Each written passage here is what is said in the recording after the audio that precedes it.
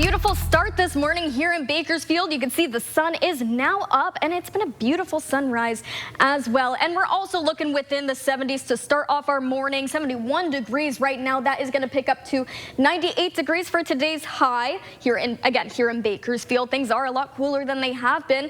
And looking countywide, we're seeing pretty similar temperatures as you head up north towards Delano and McFarland.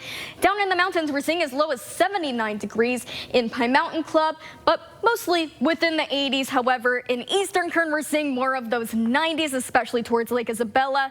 And in the desert, mostly 90s, again, upper 90s, with the exception of China Lake and Ridgecrest, which is at 101 degrees. But earlier this week, I saw 112 degrees towards Ridgecrest. So I would say that this is wonderful news that temperatures are starting to drop. Now, tonight's lows, we're looking between the 60s and 70s all around. 73 degrees here in Bakersfield, more of the 60s within the surrounding areas, and more of those 70s are back in the desert, looking between the mid to upper 70s to be a little more specific.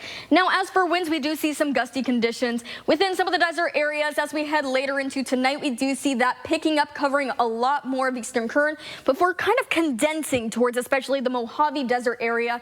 We're seeing up to about 42 miles per hour late tonight. That is going to gradually die down as per usual, leading us to this time tomorrow. We're looking at patchy, gusty conditions still lingering within these areas. However, we are also tracking moisture in the air that does affect Eastern Kern, and with this, we could see the possibility of thunderstorms and light showers.